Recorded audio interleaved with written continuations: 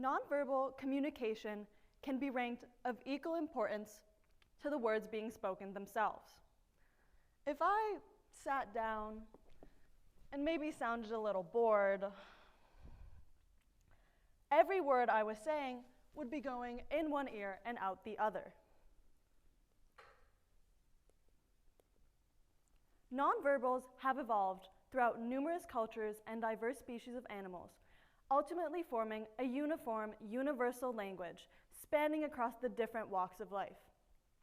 In these two photos, for example, the clear similarities are shown between primates and humans. Between humans themselves, there aren't huge differences either. Case studies have shown that even in isolated societies with no connection to parts of the world, patterns of some nonverbals have proven to be a universal aspect, stemming from evolutionary roots from Darwin's research. Although facial expressions certainly have a degree of cultural differences to them, the foundation of each stays the same. Different components of nonverbal communication, down to the millisecond of an involuntary eyebrow raise or the slight positioning of the shoulders, leads to monumental changes in the different components of emotions. Separating the subjective and the personal reaction, along with the physiological and neurological response. The third component remaining is a behavioral response, a physical expression of the interpreted information. Main contributors to a behavioral response include, but are not limited to, facial expressions and body language. Each separate emotion and action can mean a different thing.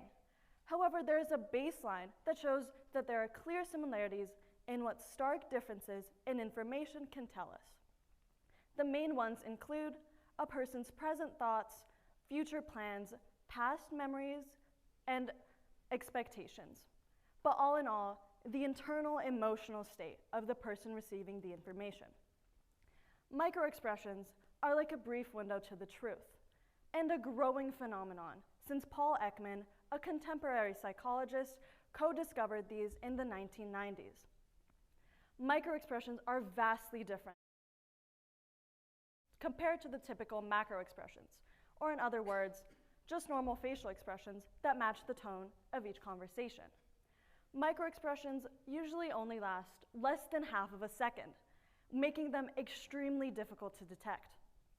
They are involuntary reactions of emotion, controlled by a facial nerve in the brain, which contains two different areas of the brain.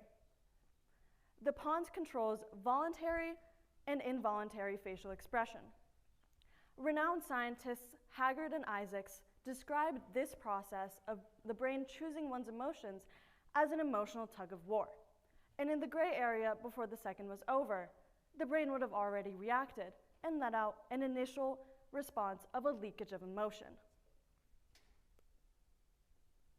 Like microexpressions, body language is a key to understanding a person's true emotions, excluding the factor of manipulation. It's a concept everyone is definitely aware of and has a general understanding of how to control it and its impact. However, how much do you really know? Gestures, posture, and eye contact all fall under the umbrella of body language. The core list of the main emotions are merely a short 6.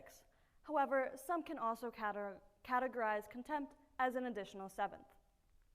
Happiness is entailed by the lips being drawn up, raising the cheeks, and creating wrinkles around the eyes.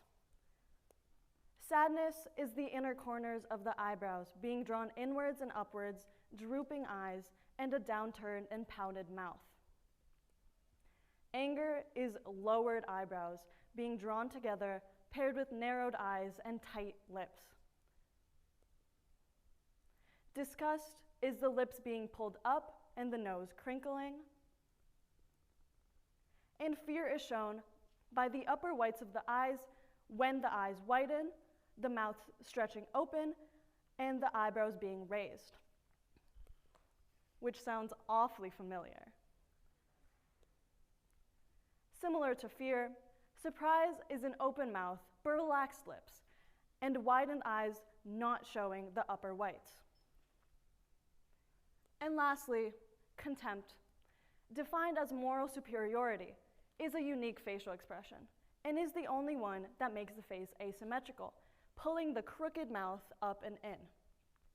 These are the core expressions Ekman named, but this is only a short list of many different emotions one can feel in everyday life. To detect deception, these concepts can be applied in real-life scenarios. And trained professionals have the ability to accurately detect lies, particularly more than the guessing game everyday individuals go through to try to spot a lie, but with only 50% accuracy. So think back to the last time you told a lie. Regardless of whether it was a small white lie or not, statistics have shown that people tell about 1 to 2 lies average each day. The desire to suppress information makes the person lying much more likely to give off certain tells in an attempt to appear more casual.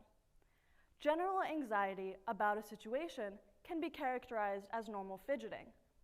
However, anxiety attempting to be hidden just furthers the anxiety.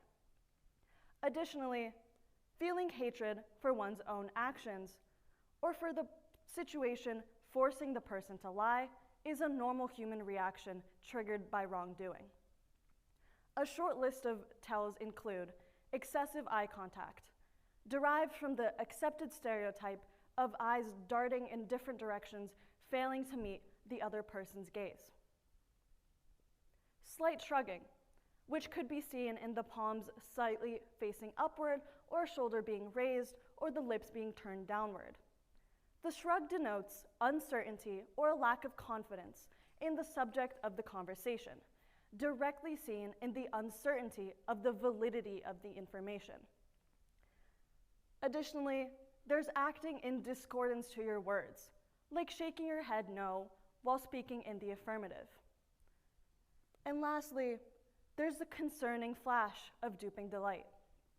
The case of Diane Downs killing one and severely injuring 2 of her children and subsequently blaming it on a bushy-haired stranger shows the sheer psychopathy of this telltale tick of lying, shown in an interview of her speaking about their deaths. When I close my eyes, I can see Christy reaching her hand out to me while I'm driving, and the blood just keep coming out of her mouth. And that, maybe it'll fade too with time, but I don't think so. That haunts me the most.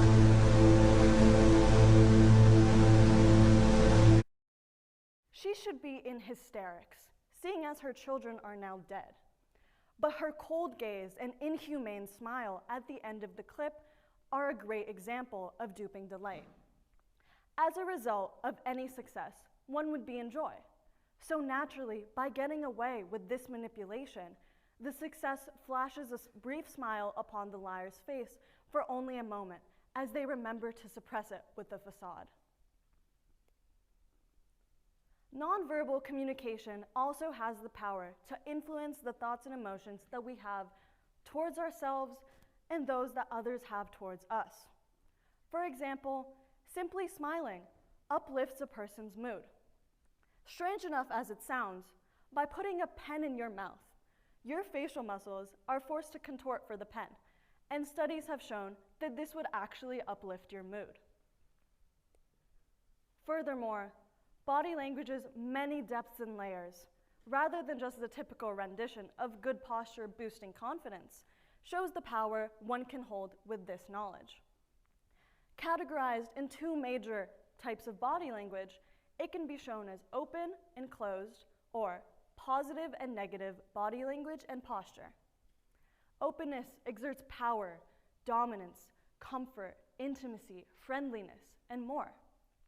A psychology professor in Princeton gathered information to find that audiences' judgment of political candidates for only a mere second predicted accurately about 70% of federal and state level races.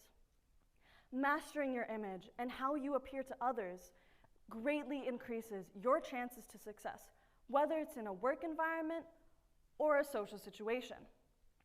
In arguments and situations, trying to persuade the other party of the validity of your argument I've personally experienced that exhibiting open posture instead of being hunched over has a significant effect on the other person's behavior.